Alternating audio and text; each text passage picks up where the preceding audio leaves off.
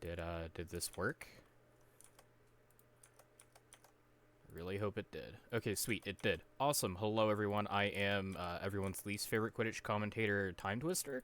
We are going to actually cut straight into the Hogs versus Hags game. Yeah, Hogs versus Hags, totally 100% the one that I meant to say. It's actually Hags versus Ravens. We are watching from the point of Hawkeye. It does look like the Hags do have a bit of a snitch lead here. We have 10 points on their side as opposed to the 0. It does look like we have Rift Jones seeking today. We have Riley playing as Chaser. Definitely a surprise on the roster match, on the roster little shake-up there. We have Malicos chasing as well as Hawkeye. Decast beating and Luna keeping as usual. We see another goal there by Shinobert. That is awesome, bringing it to 20-0 once again with a little bit of a snitch lead. It does look like the Seekers may be going into that hero kick, although it does look like the Seeker on the Hags side. Whoever that may be, we are going to switch to Melinor's POV. It is Wayne117.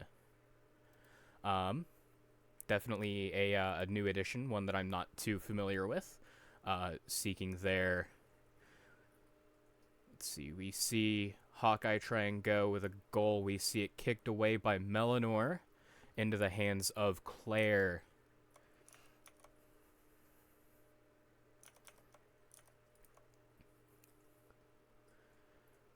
We see the Quaffle passed a little bit there. We see Claire knock out Decas.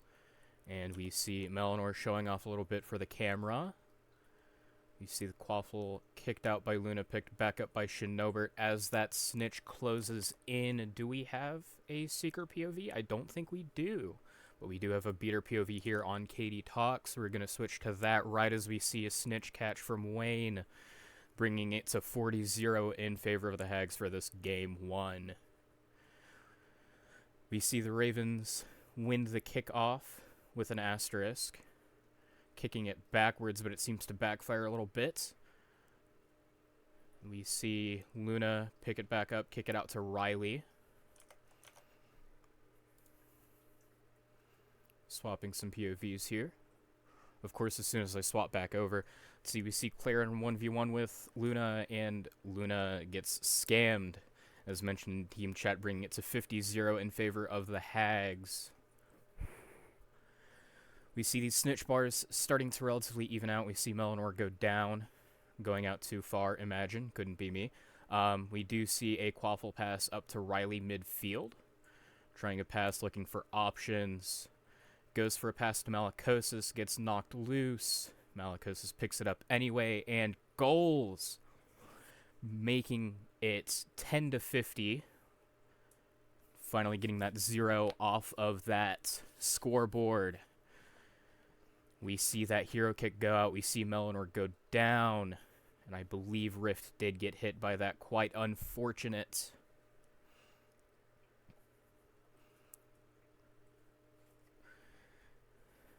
Looks like Hawkeye is going up relatively solo. We're going to swap back to Melinor and see how that's going to... Looks like it was, in fact, intercepted. Got passed all the way to midfield to Shinobert. Stolen. Right there, looks like by Hawkeye. We love to see that. Absolutely no caster bias. Ooh. And we see Riley go down right there on the intercept. And we see an attempted kick on Rift. We see a second attempted kick, and there is none.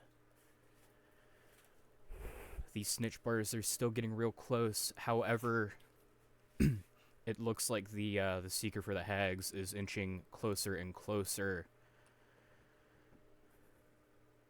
We are going to swap over to Katie Talks for our beater POV here as the snitch race closes in. Pretty intense. Ooh, and we see a hit.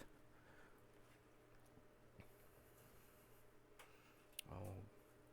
Looks like a beater battle here. We see Malacosis go down at the hands of Katie Talks. We see a Quaffle battle. We see Wayne go down. That is a huge elimination for the Ravens with 1:30 left on the clock. If they can catch the snitch and if they can catch the snitch just like that and make 2 more Quaffle goals, they might be able to tie this up, bring it into sudden death. We're going to swap back over to Hawkeye's POV as the chasers, focusing more on this Quaffle game. We see Claire pick that Quaffle up, go in.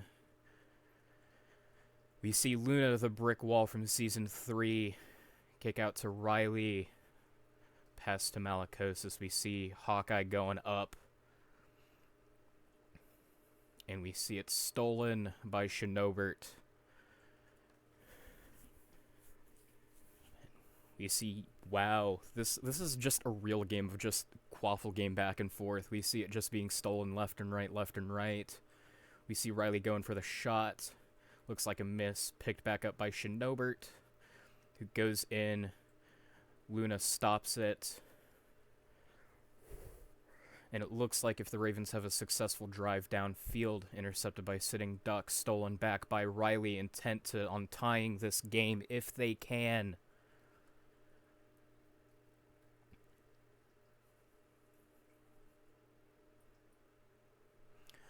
With 13 seconds left on the clock, it doesn't look like there's going to be a tie. It does look like this match might go to the Hags, or at least this game in this set. And time is called. And with that,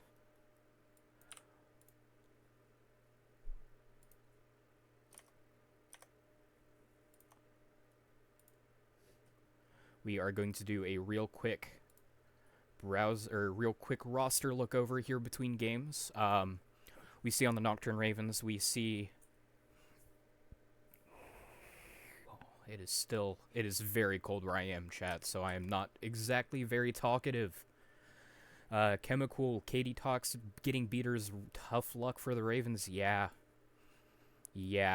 I remember, I believe it was one of the early matches, Season 3, Katie Talks ended up seeking, and that was very much a rough...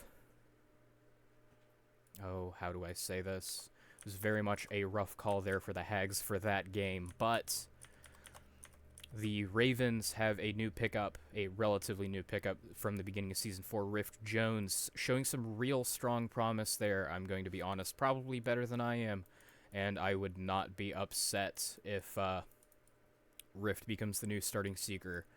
And then we have, over on the Wildcard Hagrids, we have DVS Wayne. Looks like to be their only new pickup between Season 3 and Season 4. Oh. With some format staples, we have DCast, Barnosaur, Hawkeye, Malacosis, and Luna on the side of the Ravens, and Melanor, Sitting Duck, Claire, Katie Talks, and Gavgum and Shinobert on the side of the Wildcard Hagrids. This is a very tough match for both sides, and honestly, I think I am not exactly a betting man, but if I were to legally change my name to Ludo Bagman, I would I don't know, I would hate to say this, but I think I almost have my money on the Wildcard Hagrids.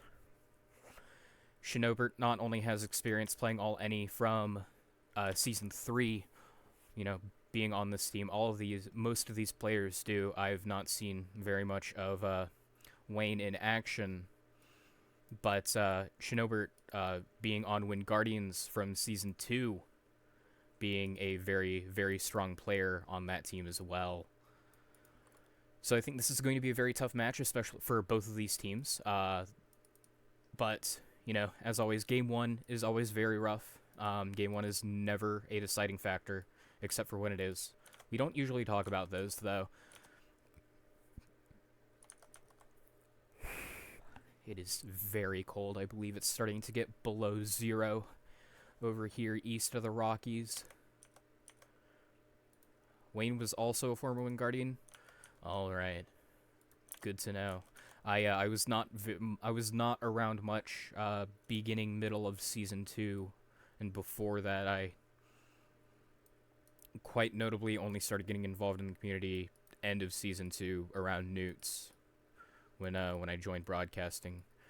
Yes, Barnosaur, Subnautica, Sub-Zero. Anyway, you should get out of Twitch chat and into the game.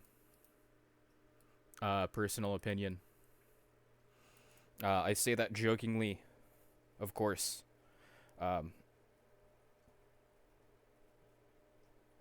Flexmark TV, first time chat, let's go, Claire. Barnosaur saying, I'm on a plane, yeah? And? Quidditch players play on a broom, why can't you play on a plane? I think it's quite as simple as that.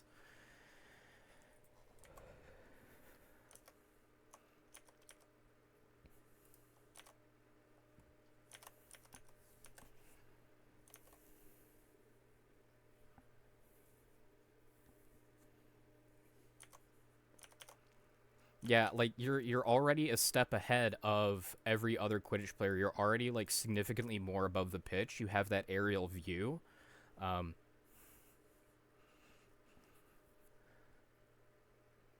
you'll score from the English Channel. Look, I'm I'm just saying. That feels like a trick shot that would have been done like in universe. I'm gonna be honest.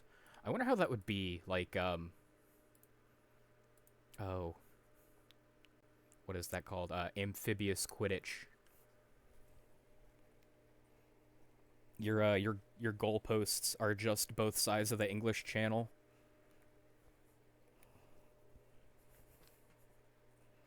That would be kind of fun.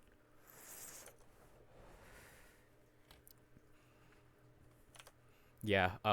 Very very quick spoiler for everyone. The stats for season 4 have already come out. It does turn out that the top keeper of the season is in fact the Rims. So yeah. True, the English Channel would have no desync.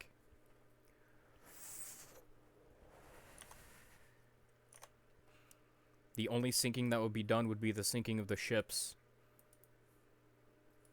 Because the bludgers, the rogue bludgers, they just keep causing hull integrity issues.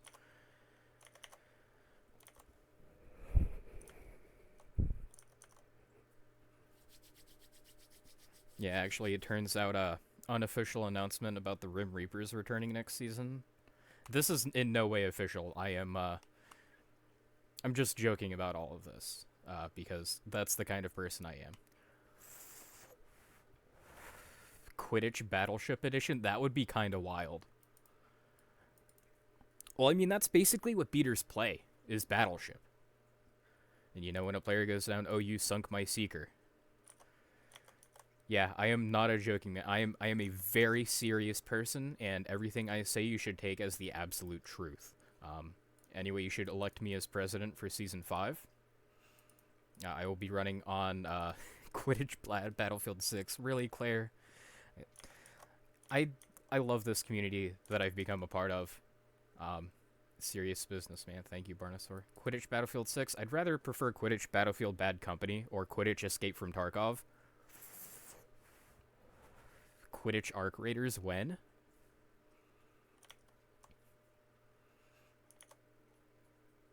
Battlefield only on Durmstrang map. So true. Do you think that the students at Durmstrang would be taught in like gunfights? I mean, I don't know if Bulgaria is like a very violent region. I don't know. I wouldn't be the person to ask. Quidditch Cooking Mama? Yeah, that's just yeah. Honestly, I think I would rather play Quidditch Cooking Mama over Quidditch Champions.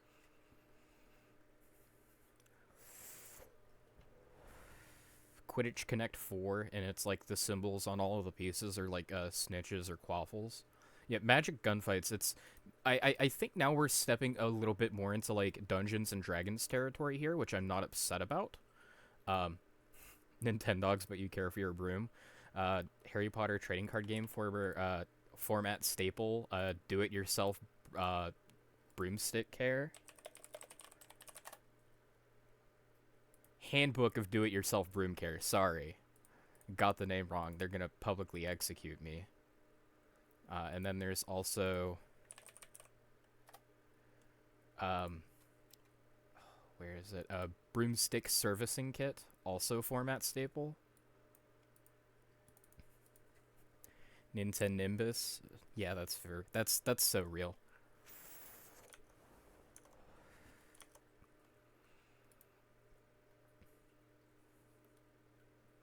Now you see, here the problem is the turbo is just like objectively the best broom, and if you try and tell me otherwise, I have the authority. I do have the power to just straight up ban you from the Twitch chat. I'm not going to, but that is in fact an axe I will dangle over your head. Not really. I'm lying. I love lying to people, like especially my teammates. It's awesome.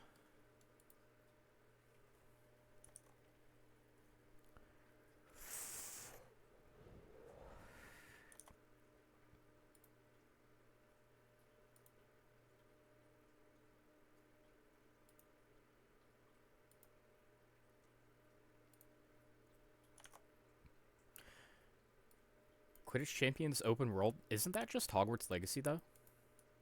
Oh, okay, like other countries. Okay. Yeah, so fun fact, my reading comprehension is just absolute garbage because I haven't slept and I'm sacrificing my precious sleeping hours to broadcast this for you because I love you all. Except you, Barnosaur, you know exactly what you've done. I still have not forgotten about what happened back in '83. Quidditch Champion That's just Ludo Bagman Simulator. Probably another character that Neo probably doesn't know about is Ludo Bagman. Gosh. I think probably my favorite part about book 4 that got cut from the that got cut from the movies was Fred and George winning the bet against Ludo Bagman, and he paid them off in, I think, Leprechaun gold. Which is just absolutely hilarious. Actually, hang on. How many points do I have? I have 2,000 core shards. Ludo Bagman Simulator, am I right?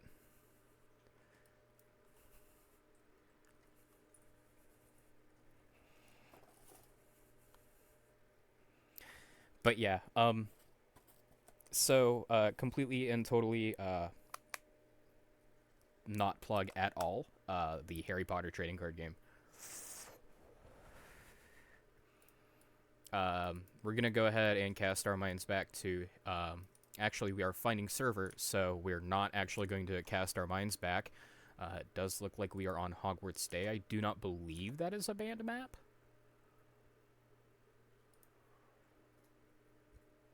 Oh, that is rough. Them the all any players rolling Wayne Seeker twice in a row and Katie Talks Beater twice in a row. That is rough.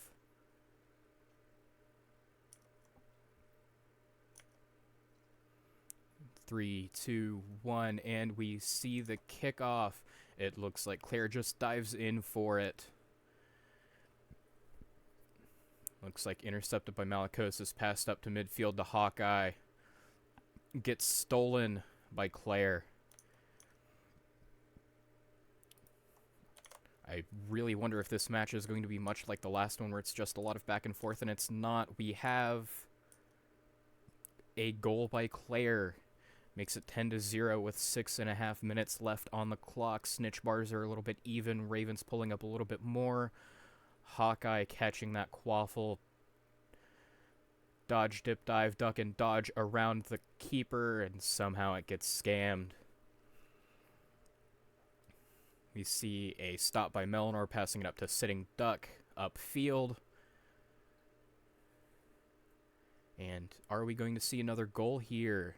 We are not. We see a one-timer to Luna, who kicks it to Malacosis, who passes it to Hawkeye. Following the 5 rules of dodgeball, I see, or I guess the 5 rules of Quidditch, setting up for a one. Sets up for a one-timer. Melanor kicks the quaffle away. Once again to Claire. It seems like the quaffle has some pretty strong bias here. Stopped by Luna. And we see that Snitch Race is closing up pretty tightly here. We're going to see if we can swap over to the POV of Katie Talks real quick. As we see Malacosis get a goal and tie it up 10-10.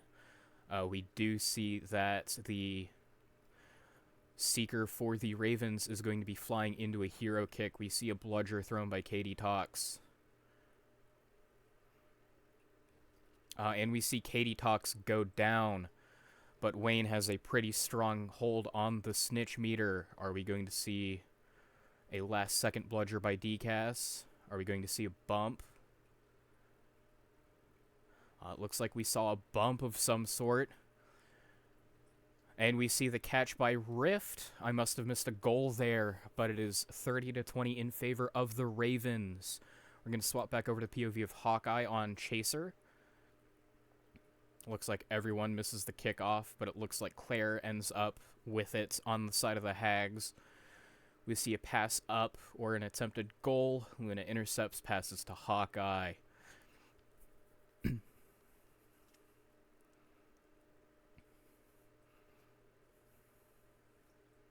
We see it kicked right out of his hands by Melanor, and I think we're about to see Hawkeye maybe go down. 1 point of health, pretty rough there. We see DCAS go down at the hands of Katie Tox there in the corner. We see Claire get a goal, tie up the game 30-30. It does look like the Ravens have a little bit of a snitch lead here, though.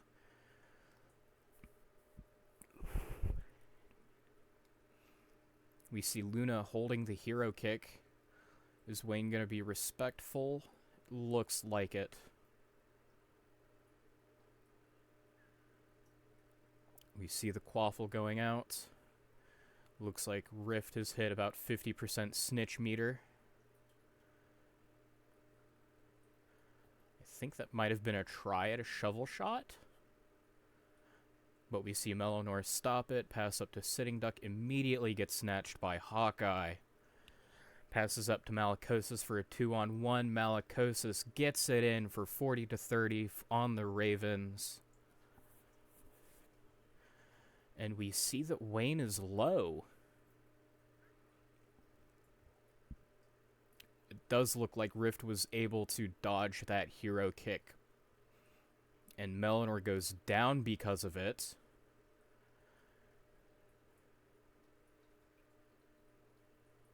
We see Wayne starting to regen there. We're going to swap back over to Katie Tox as the snitch race is closing up a good bit.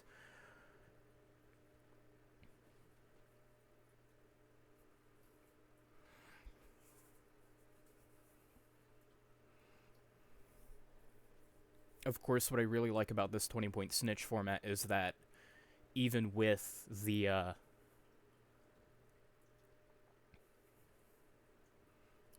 snitch being this close, we still have 2 minutes left on the clock. Gavgum ties it up. We see Rift at 1.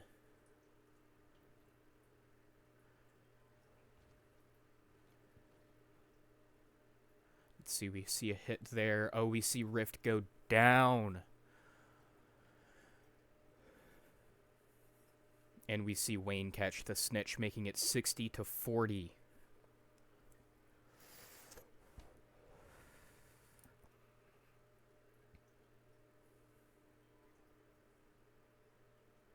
We see Sitting Duck driving it up all alone, getting a goal in past Luna, making it 70-40 in favor of Hags.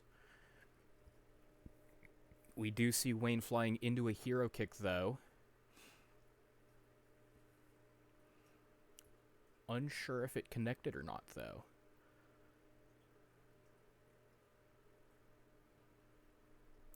We see Melanor go down for being out of bounds.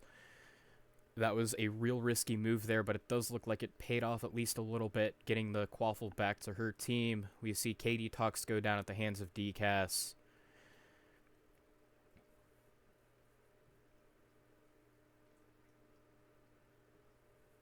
We see Luna kick the quaffle out to midfield. Hawkeye picks it up, looking for options to pass to. Shovels it to Malacosis, sets up for a one-timer, rims it.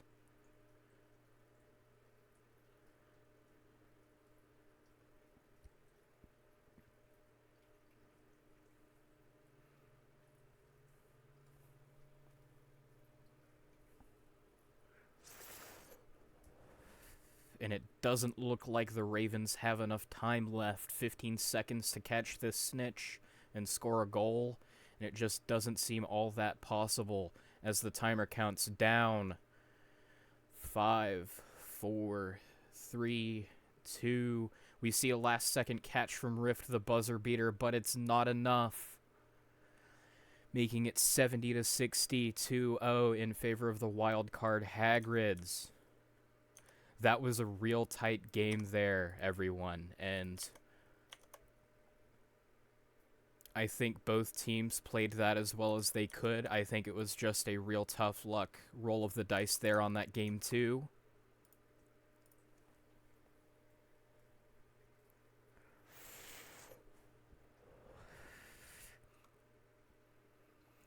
Once again, just that the all any rolling Katie Talks beater twice in a row is just really rough.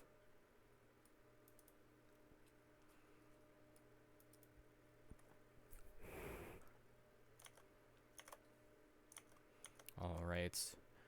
And if I remember correctly, that is in fact all the matches we have lined up for today.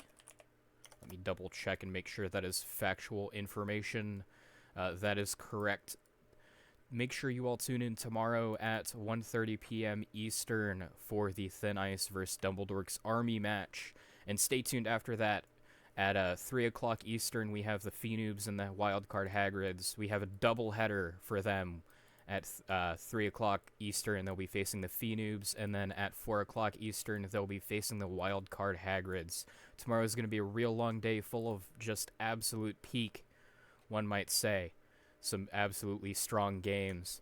I hope you all have enjoyed the streams. I know my broadcasting setup's a little bit more scuffed than Flyrish's, but I hope you all at least enjoyed it. I'm glad you all got to sit here and watch Quidditch with me, and I'll see you all next time.